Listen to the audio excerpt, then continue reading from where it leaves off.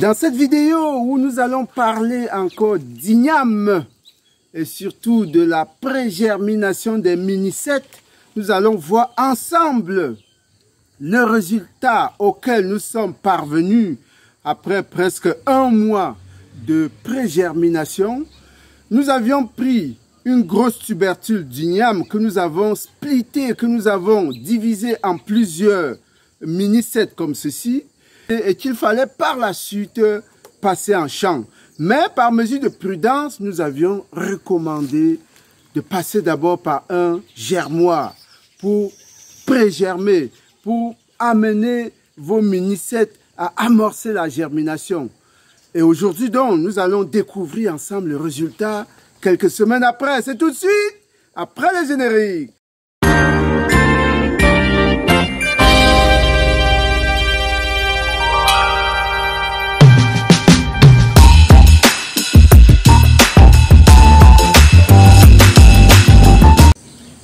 Une fois de plus, chers agripreneurs, bienvenue sur la chaîne des fonceurs, la chaîne des personnes qui veulent avancer malgré toutes les entraves, malgré toutes les difficultés. Moi, c'est Roméo Lado. Si vous regardez cette chaîne pour la première fois, dans cette chaîne, nous donnons des astuces, des méthodes, des techniques, des stratégies, des conseils pour pouvoir améliorer votre productivité agro-pastorale. Ici, nous sommes dans un projet d'igname en sac, mais nous avions également prévu des buts à titre de projet pilote sur un autre site qu'on va observer en image. Vous allez voir des buts qui sont en pleine attente de semences. Et justement, au niveau des semences, vous avez deux types de semences. Vous avez des semences qui sont en réalité des petites ignames qui peuvent être gardées après une récolte. On garde les petites ignames pour pouvoir les semer. Mais vous avez la deuxième façon d'obtenir les semences à partir des grosses tubercules. Vous prenez une grosse tubercule, au lieu de l'enfouir complètement au sol, vous la divisez en plusieurs morceaux. Nous avons fait une vidéo là-dessus, vous pouvez la regarder parce qu'on va mettre le lien en description.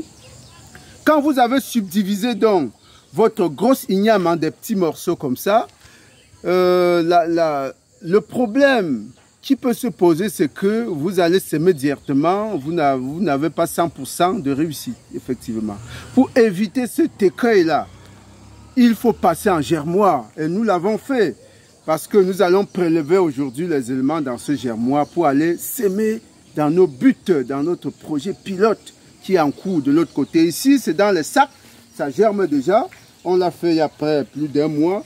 Mais ce que nous allons prélever aujourd'hui, parce qu'on va tout de suite dans le germoir pour voir les résultats, ce que nous avons prélevé aujourd'hui, vous allez voir à quoi ça ressemble. Nous allons ouvrir notre germoir. Le germoir, c'est juste de la terre ou bien de la scie et qu'on arrose régulièrement. Le germoir, c'est tout simplement un espace que vous aménagez. Vous mettez une bonne terre que vous traitez au préalable avec, vous pouvez mettre de la cendre, etc.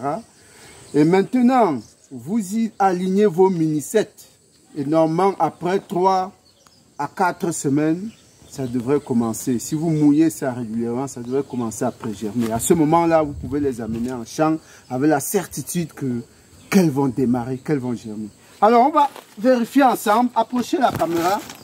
Vous voyez comme celle-ci. Celle-ci n'a pas donné, elle est en train de pourrir. C'est pourquoi il faut passer par le germoir pour augmenter le taux de germination. Voilà.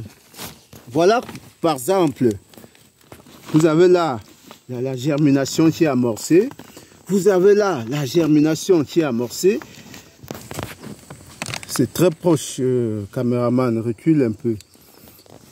Vous voyez, voilà un mini-set. Vous voyez comment les points blancs là, c'est des points de germination. Voilà, qui ont amorcé. Parfois, on a même 1, 2, 3, 4 points de germination sur un seul mini-set. On continue à dépouiller notre germoir. Oh là là, nous avons dû couper ici. Il faut le faire délicatement. Voilà, voyez-vous, la germination a véritablement décollé là. Vous voyez là. Voilà, vous voyez. Ok, nous sommes en train, tu es très proche. Recule là-bas pour qu'on voit. Vous voyez, vous voyez comment nous enlevons progressivement. Vous voyez comment ça commence. La germination a commencé partout. Ça, c'est très intéressant. Ça veut dire que quand nous allons aller en champ, les choses vont tout simplement continuer. Voilà, la récolte continue. Oh oui, le taux est assez bon, le taux de réussite est assez bon. Vous voyez? Voilà. Voilà nos mini-sets qui effectivement ont amorcé la germination. C'est l'intérêt de faire pré-germer l'intérêt de faire pré-germer, l'intérêt principal, c'est pour éviter, vous voyez, c'est pour éviter d'avoir des buts vides quand vous allez passer, justement, même les plus petits, vous voyez, même les plus petits commencent à pré-germer. Or, si vous aviez mis ça directement dans les buts, vous n'auriez pas forcément le même résultat. Parce que dans les germoirs, les conditions sont particulières. On force pratiquement la butte, on force pratiquement le semenceau à démarrer parce qu'il y a des conditions particulières d'humidité et de température. On est presque à un taux de plus de 80%, 80-85%. Et voilà l'intérêt justement de passer par un germoir. Et maintenant, nous allons nous transporter tout simplement en champ pour pouvoir ensemencer. On se retrouve au champ tout de suite.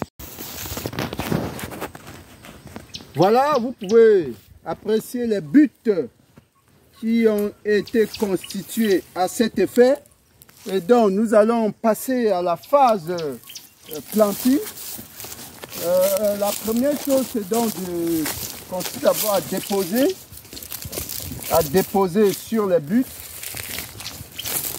Il faut déposer les semenceaux sur les buts de manière à être sûr qu'aucune butte ne va être ignorée. Et là, vous pouvez voir déjà comment le semis a commencé de l'autre côté.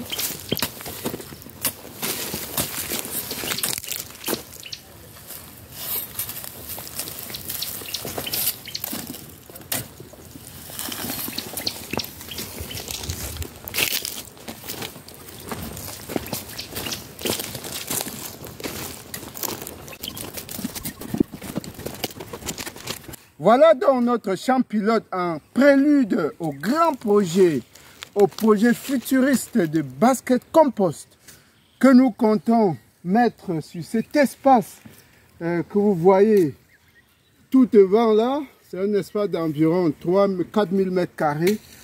Nous comptons dans un futur proche engager un grand projet de basket compost, 4000 basket compost. Et le projet vous sera présenté très bientôt. Tous les paramètres du projet seront présentés. Et on se reverra pour les évaluations. À très bientôt. Merci.